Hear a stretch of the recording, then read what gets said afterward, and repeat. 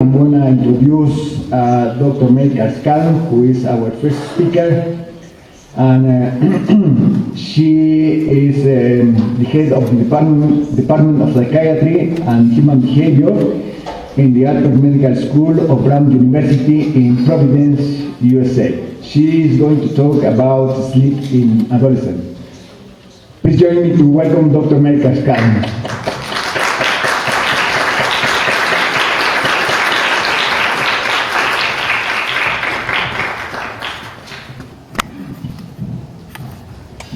Buenos días. Muchas gracias to the committee who put the program together, and to Oscar. It's a delight to be here. I also want to congratulate the Mexican Sleep Society on the 10th anniversary, a great accomplishment with many more great accomplishments to come, I'm sure.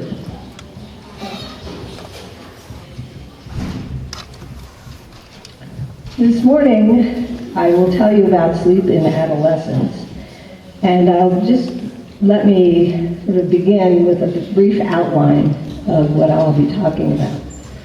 So first, most of you are probably familiar with adolescent sleep behavior, but I'll talk a little bit about some of the data about when adolescents are sleeping. Then I'm going to go into the biology and what we know about how sleep regulation is changing during adolescent development, and a few other factors, again, that are outside of the biology, but which as humans we pay attention to, that change how biology might place sleep. And then talk a little bit about why we should care, and how sleep does play a role in learning and academics. And I don't really have much to say on interventions, but we may touch on that in the question time. So in broad strokes, what we know about sleep in adolescents is that they will go to bed later. And in adolescents in North America, at any rate, they get up earlier, not because they want to, but because the schools insist that they do. And they therefore sleep less than they had when younger. I want to just show you quickly some data from North America. So these are students in the US, and we'll talk, so this is grade 6 through grade 12. And so the age range is about age 11 or 12 to age 17 or 18 years. So on school nights, bedtime is about 9:30, 21:30 almost, and gets later, just as we said, until here by grade 12, it's 2300. Waking up in the morning is pretty early, and gets a little earlier as the children age. And what's important to notice is the number of hours slept. So you see the number of hours slept getting less and less until around 7 hours on average in 11th and 12th grade. On weekends, we see a little bit more of the biology coming through, so bedtimes go later. Wake-up times also go later, and hours slept are greater than on school nights.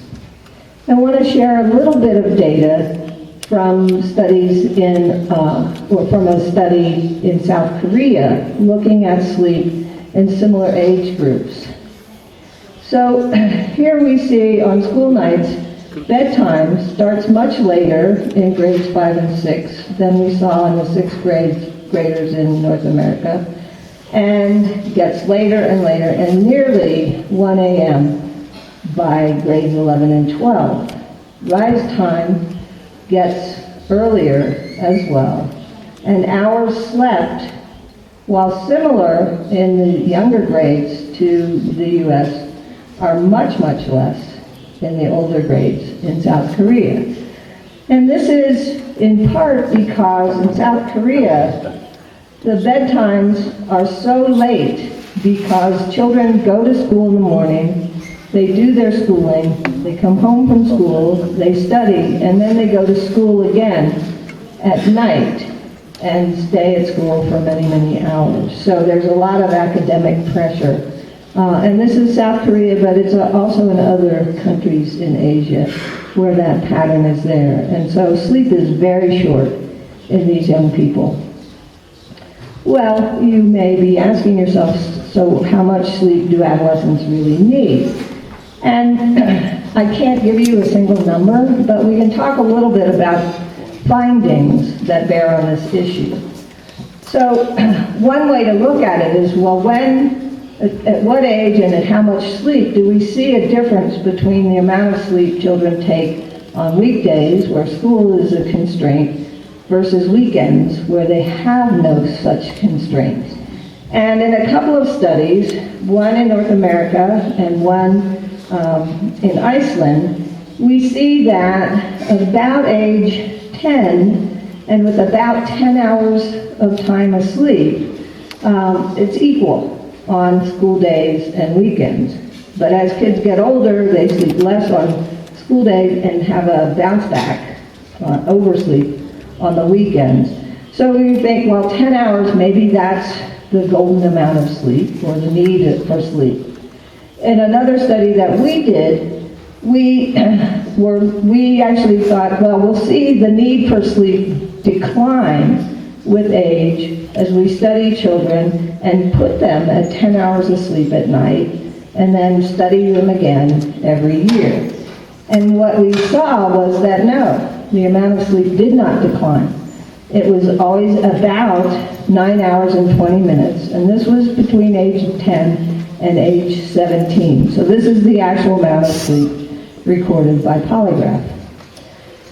In another study, we thought, well, what if we give them as much sleep as we think they can take? What will happen?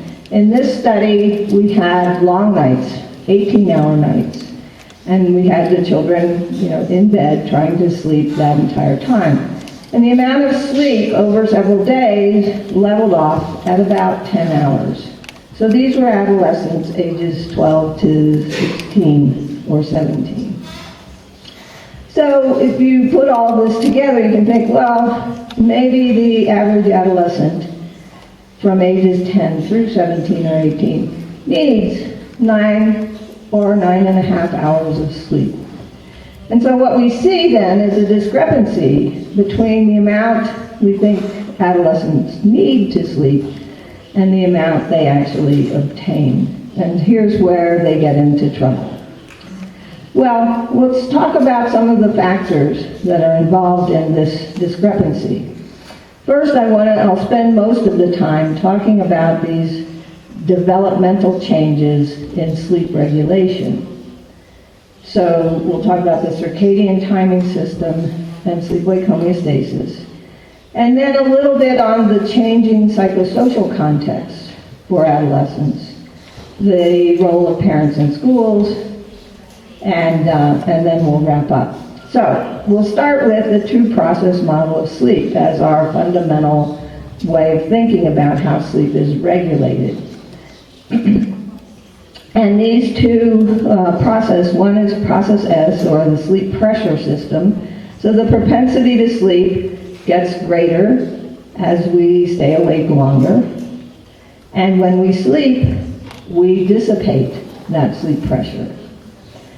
And the circadian timing system shows that the pressure to sleep varies as a function of the internal clock. So these two factors are important, and we see in other species they play a very core role, and they'll play a role in our sleep, but humans are very good at making other priorities for our sleep than our biology. And during adolescent development, we see that certainly is going to play a role. So what is happening to the circadian timing system during adolescence? We'll talk about several pieces of evidence. We'll talk about circadian phase, so what time the clock is set at. We'll talk about the response to light, We'll talk about the intrinsic period, so the internal day length, and then the amplitude of the circadian signal, and how these seem to change during adolescent development. First, I want to just sort of make a point that what we see in human adolescence has also been reflected in a number of studies of non-human juvenile mammals. Megan Hagenauer, she's an example of the Homo sapiens, but she is also the graduate student who wrote a lovely review and really dug into the literature to find these studies in non-human mammals that reflect this juvenile phase delay. Not many people study this, and so it was an important effort on her behalf. I also, just another picture, this is the fat sand rat. I won't be talking about the fat sand rat, but everybody always wonders, what does a fat sand rat look like? So now you know. So the first piece we want to talk about is phase. And one of the ways to understand circadian phase is to look at chronotype, or the construct of morningness, eveningness. Chronotype, as defined by Till Roenberg, and this is, if you're interested in this is a very nice paper that he put together with a lot of data. And what he does is ask people, on your free nights, when you have, like weekends, you have no school, no work, nothing to interfere with your sleep, when do you go to sleep, and when do you wake up? And his measure then is the midpoint of sleep, so the middle of the night. And that's plotted on this axis. So this would be an early midpoint. Here's 3 a.m., 4 a.m., 5 a.m. And he's asked this question of many hundreds of people in Europe. And what's important for us here today is this part of the graph, looking at about age 10 to the early 20s, so across the second decade of adolescence.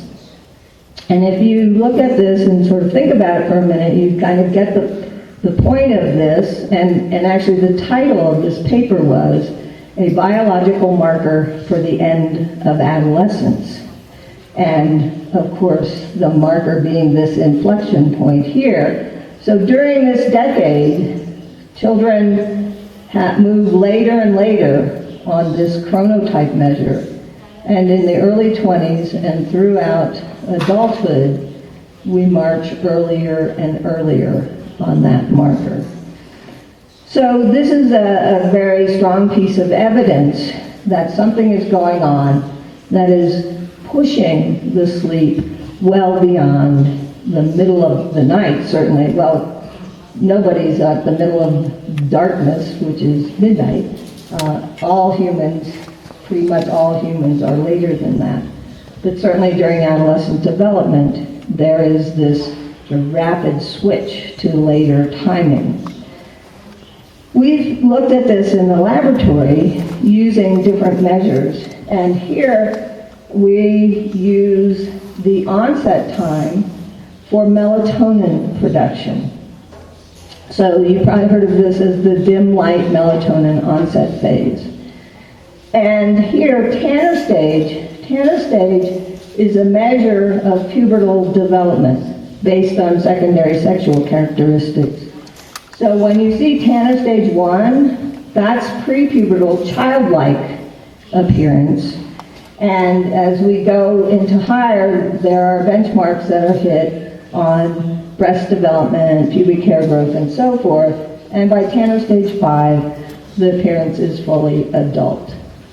And so if we look at this graph, what we see, so not only is the timing when we do our sleep, or our preference for when we sleep, changing, but the rhythm phase is set at a later time. So all of these individuals were on exactly the same schedule for several weeks before we did this measure.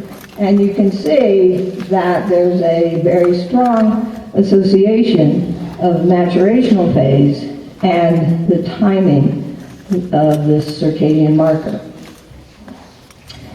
In another species, here the macaque, there's interesting data from Marigallo, and what she sees in her female monkeys, where they know almost to the day, certainly to the week or month, when the onset of menarche is in these female monkeys, she sees a delay in the timing of bedtime, basically, so activity offset in these animals. And she shows that it's, associated with pubertal onset, and one way she shows it is by inhibiting puberty, by changing the animal's diet. And when she does that, they no longer show this big phase delay. So again, making the point that there seems to be some fundamental biology here in this adolescent delay in circadian timing. So in another example, this is the Octodon daegu. These are probably the cutest rodents I've ever met. They're very friendly. Although I had someone who met my pet daegu and then went to work in a lab that had daegus. Lab daegus aren't as friendly. His hand showed a scar of that. At any rate, in these animals, at the onset of puberty, again, there's a delay in phase. And here, it's the time that sleep ends, the onset of activity, as opposed to the offset of activity in the monkeys. So again, human, monkey, and rodent, we see a similar pattern. Well, let's look a little bit about what else might be going on. And the first thing, when we think especially about the humans, is this change in light exposure. So the circadian timing system is sensitive to light in a phase-specific manner. And so if we get light in the early part of our nighttime, it will push us later. If we get light in the morning, it will pull us earlier. And usually we maintain a balance. So if you think about it then, staying up later, which many adolescents do, and they'll do it nowadays in front of a computer screen or a laptop or a television set, they'll have more light later in the day, which is pushing them later. The other thing they often do as well is wake up later or make their bedroom a cave so they don't get morning light. So they won't have that signal in the morning to help pull them earlier and anchor their circadian timing system. We can also think about other things that can happen. Does the circadian system change in a way that makes them more or less sensitive to this phase-dependent light signal in morning or evening? So you would think, okay, if during adolescence we become more sensitive to evening light, that can push for a later phase. Or, on the other hand, if we become less sensitive to morning light, that would prevent the phase advance that morning light gives us. So there's not a lot of data on this. There's one study that was done in mice that were pubertal mice. So these were female mice. And this is the phase response curve to light. So this is time going here. And this is the nighttime. This is the daytime. So not much happens when you show light in the daytime. These are phase shifts in the delay, so later direction, phase shifts in the advanced direction. And what you see very clearly here, these are adult mice, so you see what you would expect. Light at night, in the early part of the night, pushes later. But look at these pubertal mice, so P49, so they're juvenile mice, show an exaggeration of this phase delay. So a little bit of evidence that, maybe something is happening to the light sensitivity during juvenile development. We also wonder whether intrinsic period, so the internal day length, might change during adolescent development. So it might be longer during adolescence and shorter as we go into adulthood. And if this is a model of what would happen, if you have longer periods, it's associated with later phase due to the way things line up on this phase response curve. So we have some data from our lab showing that, so this is the number of adolescents, and this is circadian period. Here would be 24 hours, and this would be a clock time that's longer than 24 hours, and here shorter than 24 hours. So this is data from adults, and all of these participants have been studied in forced desynchrony. So adults, you can see in the dark colors, are a little more towards the left. More of them are shorter than 24 hours. In the adolescents, you can see more of them shifted here to longer intrinsic periods. So again, if period is longer, phase is later. So we see, again, where this biology may impact on what's going on. Final dimension we looked at is the amplitude of the circadian rhythm. And in one study, we were able to compile data from many adolescents, and again, here by Tanner stage. Remember, Tanner 1 is childlike, prepubescent. Tanner 5 is adult-like. So these are just showing the melatonin curves at each of these maturational states. And you can see clearly the amplitude is much lower at the mature than the prepubertal level. So this is one marker of the circadian rhythm that seems to show a change in amplitude.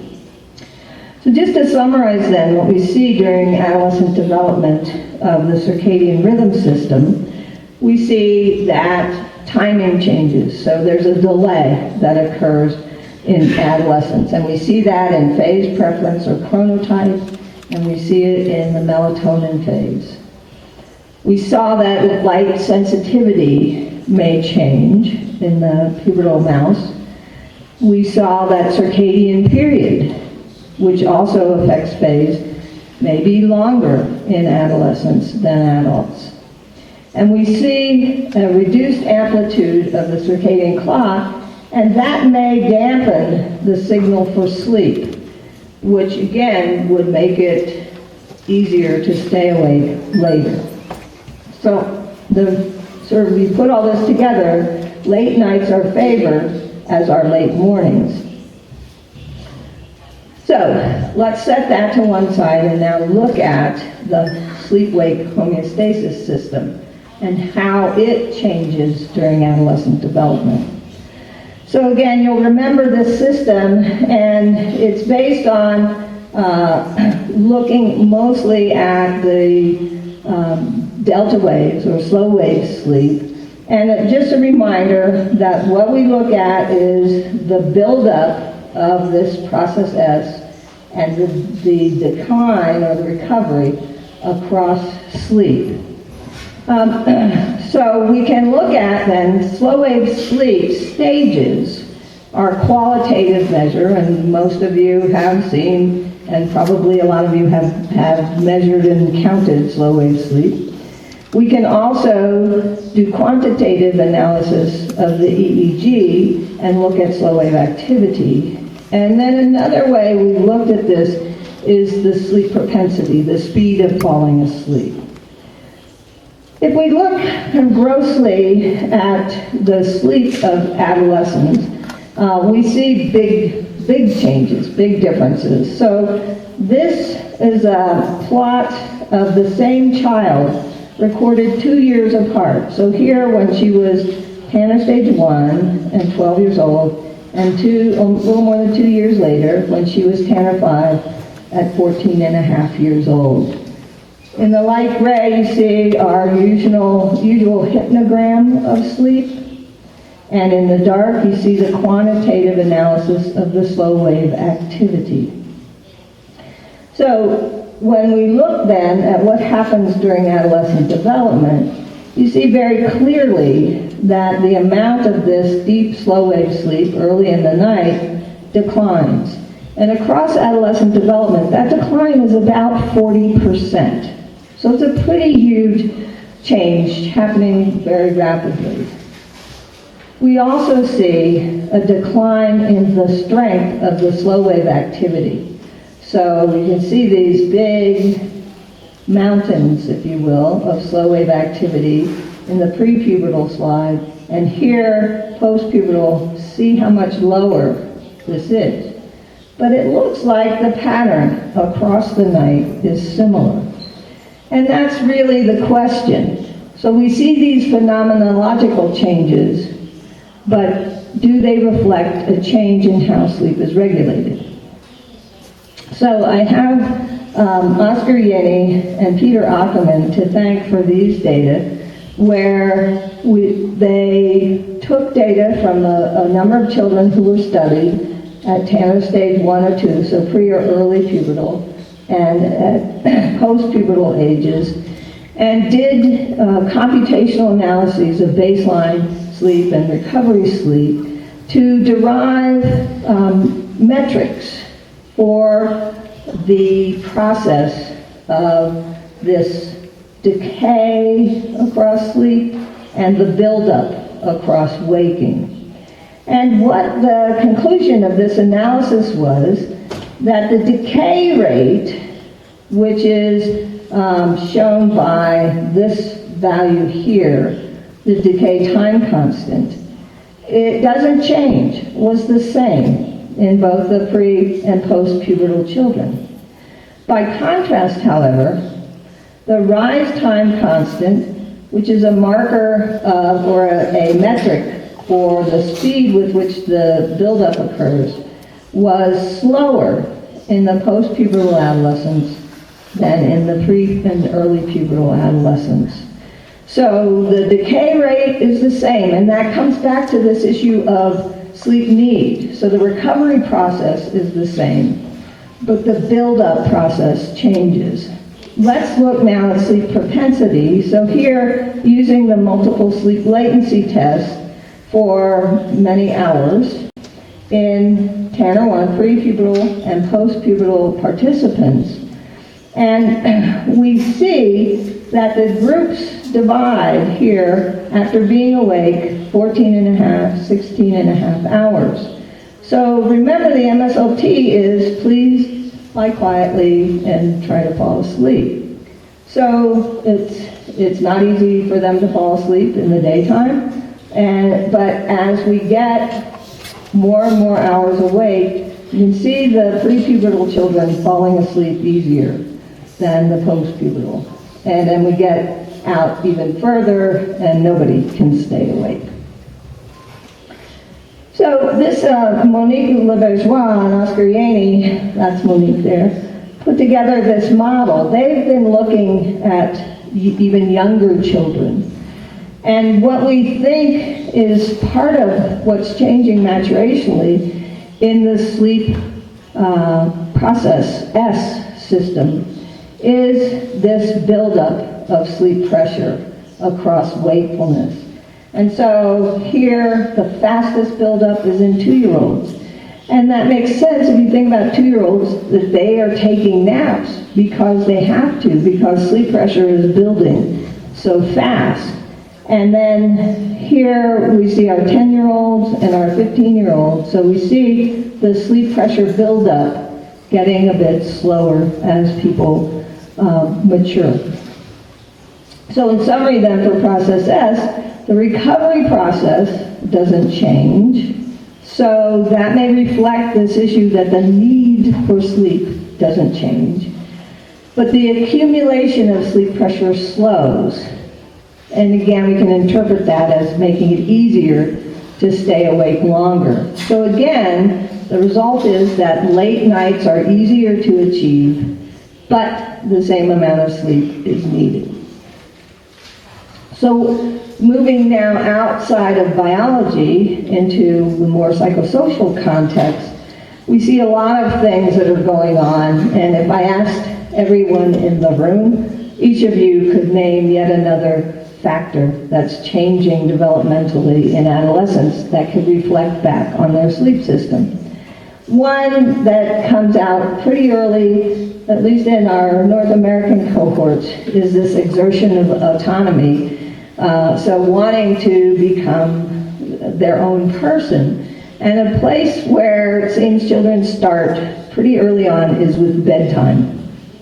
I'm older, I want to stay up later. So, and then parents of course say, if you eat your broccoli or whatever it is the children don't like, you can stay awake later.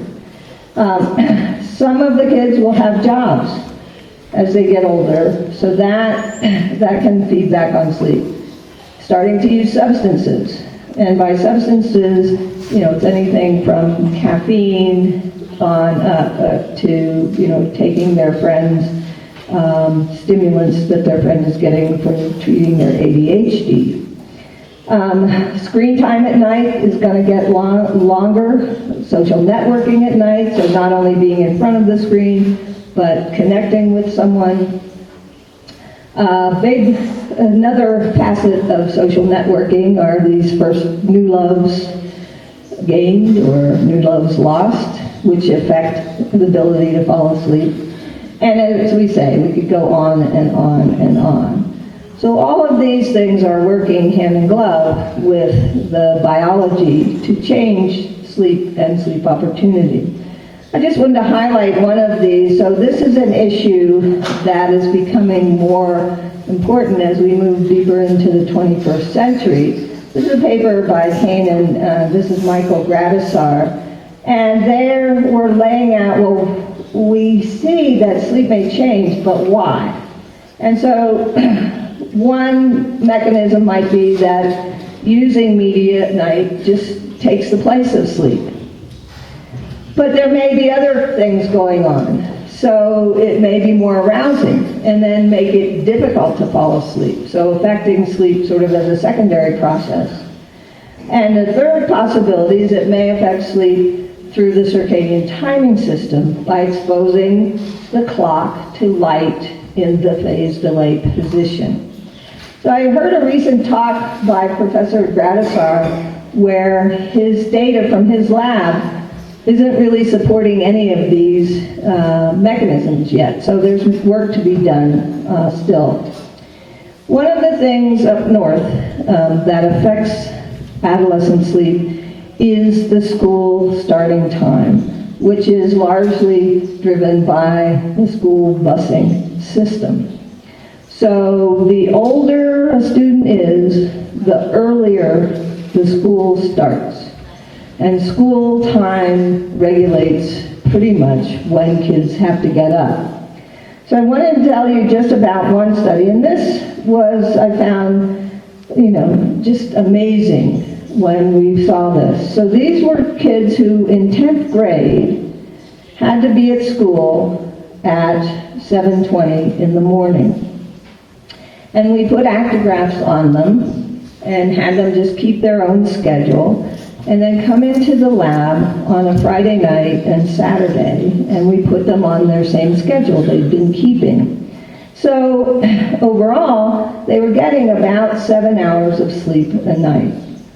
And when we brought them into the lab and measured their sleep propensity with the sleep latency test, we saw this very sleepy pattern, and especially early in the morning. Well, actually, 8:30 wasn't very early in the morning compared to when we had to be in school. But what was more disturbing to me was when we looked at what kind of sleep they had, we saw these REM sleep onsets in half of the children, more often in that 8:30 nap.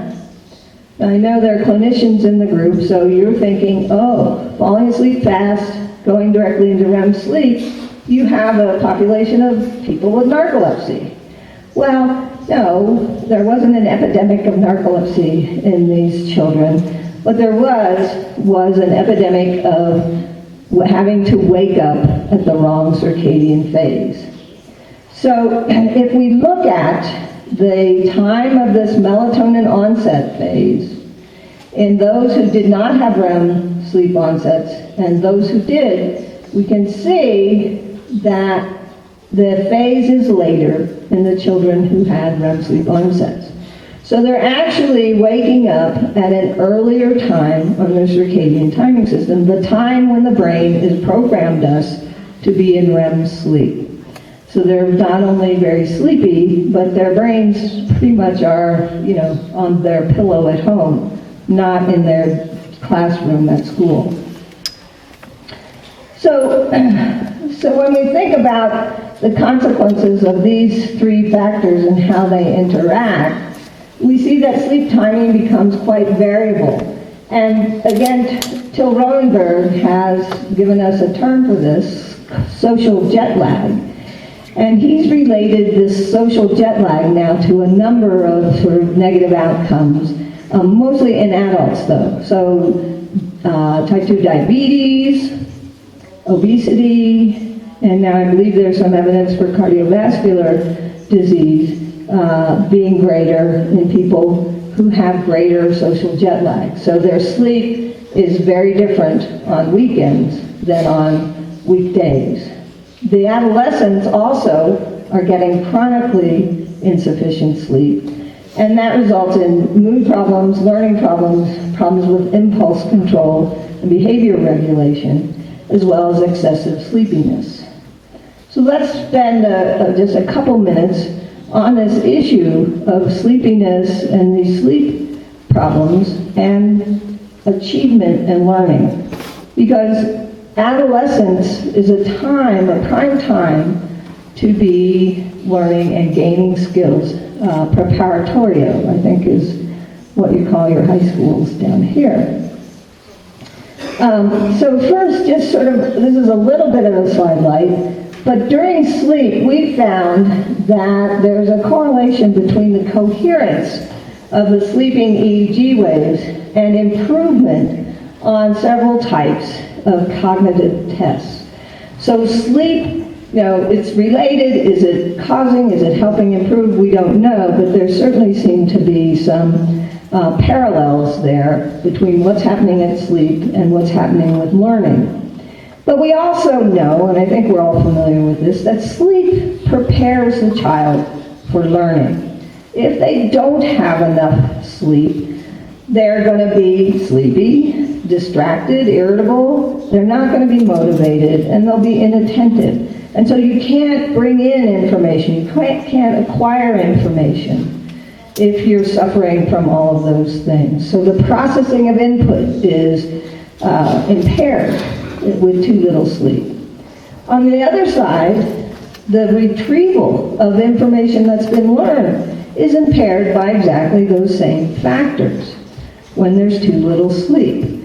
So your ability of the child to access the learned information is disrupted. But now we also know that sleep does something between this acquisition phase and the retrieval phase. So as we sleep, we also are consolidating, stabilizing, and strengthening what we've learned the day before, and filtering it as well. And it's interesting, with insufficient sleep, you filter in more of the bad things you learned, the emotionally negative things you learned during the day, than when you have plenty of sleep. So not getting enough sleep is a problem. So I'm going to put this together for you. This is a busy slide, but it's kind of my way of thinking of this, and I call it the perfect storm. So our pre-adolescent has the perfect sleep. So they get plenty of sleep. It's at the time when they're supposed to be sleeping, according to their biology. But as they enter into adolescence, which is everything down here, we see their circadian rhythms push later. The sleep pressure system makes it easier to stay awake later. So it's pushing for later timing of sleep. And many of these psychosocial factors, bedtime autonomy, homework, social networking, also push later. Now, everything would be just fine if this could happen on both ends of the scale. So, sleeping later, great. But what happens is that social pressures push for an earlier rise time. So whether it's getting up for sport, in New England, that's getting on the ice for hockey. Often the ice time is hard to get. Or, as I already reviewed, the school start time, or it could be getting up early to go to work, any number of things that make it impossible to delay the rise time. So they're going to bed late, they're waking up early, have long days, short sleep. And then we have this added weekend sleep delay and the social jet lag that ensues. So at the end of the day, so to speak, these adolescents are, many of them have too little sleep, they're unhappy, they're more prone to be sick physically, and they're not learning or maturing cognitively as well as they might. So I will thank you very much for your attention.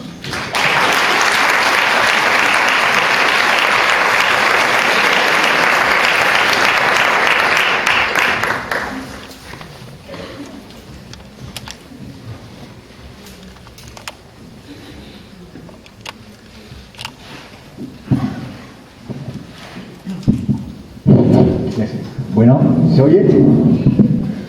Okay, thank you very much for this wonderful talk. And this is open for discussion. Any questions, comments? Mónica, please. Sí.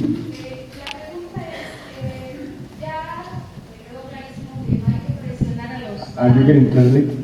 Are you getting? Yes? Okay. Sí, me queda claro que no deberíamos presionar a nuestros adolescentes a que se duerman temprano, a que atiendan sus actividades muy temprano por la mañana, sino dejarlos que tengan su fase atrasada, ¿no? Hacia el dormir.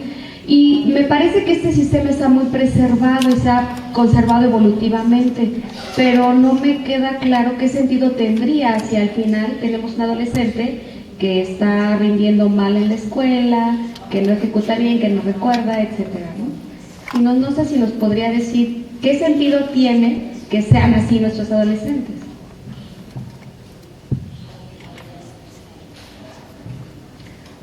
Are you asking me to speak in evolutionary terms? Yeah. Well, one, sleep does not leave a fossil record, so we don't know much about the evolution. I can tell, I recently was at a meeting with Irene Tobler, who has studied many species of animals and has thought a lot about the evolution of sleep. And she reminded me of the main role of evolution, which is preservation of the species, which means it comes down to reproduction. So let's go back then to human evolution. And one of the things that we can think about is smaller society, right? Later puberty, later development in age.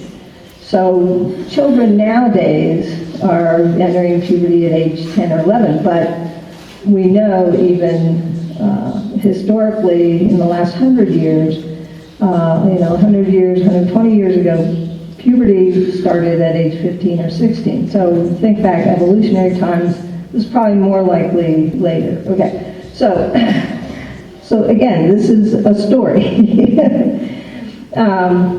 So you have communities where I don't know, think of cave dwellers or whatever. But one of the things I think about are a temporal niche, a timing where different members of the community are awake and congregating with one another or protecting the community, vigilant to protect the community.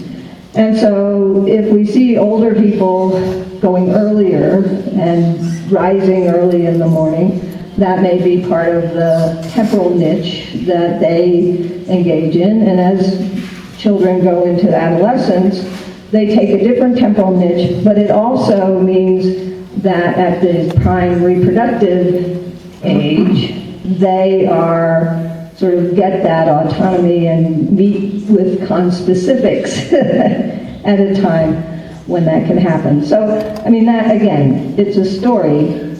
And I guess, in modern times, we're actually now seeing a little bit of that. A lot of the social networking now is in adolescence is happening late at night. So it's sort of the coming back to that reproductive pressure, maybe. But, that aside, the other part of your question was, should we do something to just let them do what they want, or what their brains want, or should we be forcing them into another role? And I think that we can be somewhere in between. And I think part of it is education of the children themselves, of teachers and parents and school directors and bus drivers, everyone, that this is happening. But there are ways to help make it easier and to come in between. And so if we enhance the light for children in the morning, that will make it easier. If we diminish the light and other arousing stimuli at night for children, that will make it easier. Both of those would help them go to sleep a little bit earlier, if they buy into it. And that's where the education comes in. And so, I think, and then in North America, we're trying to have a little bit of change, at least in the school starting times, and not have 7:20 be a school starting time, but have 8:30 be a school starting time. So parents need to help sort of set limits and help their children and set bedtimes. I mean, parents have kind of stopped setting bedtimes once kids are over, age 4 or 5, it seems.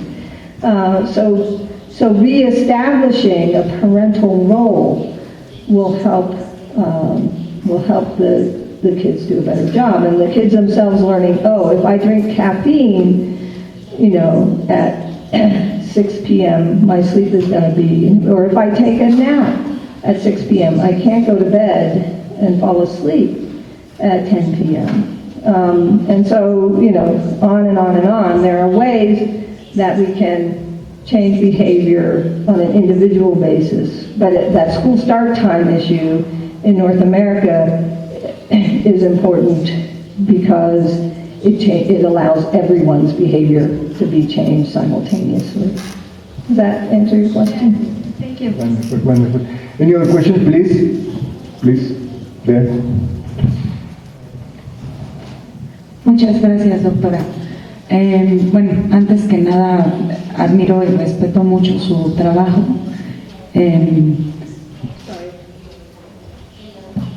Could you start over?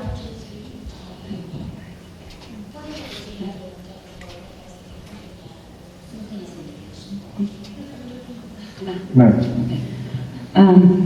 Personally, I admire and respect your work. You inspire mine. Thank you for your excellent presentation. And I have one question for you. When we compare, I work with teenagers, and when we compare those who assist in the morning to school and those who assist in afternoon with school start time 2 o'clock, we found a different sleep pattern. In the morning, students, we found a similar pattern than yours.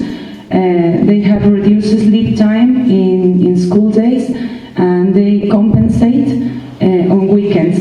But when we compare with the students who assist in the afternoon, we found this pattern at the other side. They tend to compensate their sleep in school days, and they have short sleep on weekend days. Why do you think that this phenomenon could happen? Well, I think it fits very well. I think probably the second group gets to have more fun on the weekends. Because they have enough sleep most of the week. And I guess, so their social jet lag is opposite from the other children. But most of the time they're in their sort of natural, what their biology would favor. So you would see, I would think that would be a healthier circumstance. If you added up their sleep across a week, do the children who have the later time get more sleep? Yeah, so overall, and have you looked at achievement in school? It's really bad in both groups. Oh, well, we need to talk to the teachers then. So in that context, have you seen a difference in the so-called in America gifted kids, adolescents, gifted adolescents? Well, I think children who are advantaged by, being gifted either cognitively or on a socioeconomic platform, they are protected, and so they have greater resilience in terms of their academic function. And there was a wonderful paper done that was published in a journal like Psychological Economics or something like that talked clearly about the cost and expense and the gains that were made. And he looked very carefully at the testing that was done, and the improvements when school start time was later were most evident in the children who were at the lower end of the cognitive and socioeconomic scale. So they got a big boost. And the kids who were doing well were still doing well. So there is, I think, some children have buffers to the system but what's not buffered as well is their mood. And so depression is a big problem, regardless of socioeconomic status or cognitive ability. And I think, when we think about what's going on with these, we can't just think of academic achievement, but I think a lot of adolescents, and we see this in the Korean adolescents, where suicide rates are just skyrocketing. And so, I think that's another factor we really need to keep in mind. Yeah. Any other questions or comments? Please, go ahead. Thank you again. Doctor, for example, in our group who assist in the morning, we have found that they live really far away from school, and they transport about 3 hours. They are really with a big somnolence day, and in the afternoon, they used to take naps about 3 or 4 hours. Is this normal, or what do you think about? I think it's necessary. So if your early group has to be awake and traveling 3 hours. So yesterday, I had to wake up at 3:30 to catch my first flight to get here.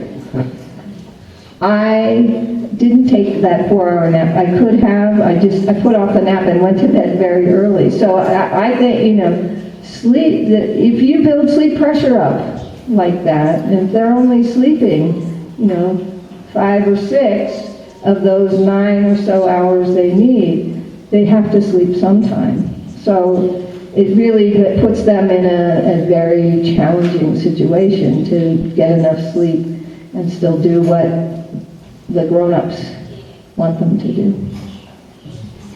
One last question, please. Doctor.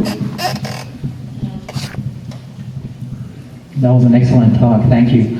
I have as a parent, I have twin boys who are 9 years old in 3rd grade.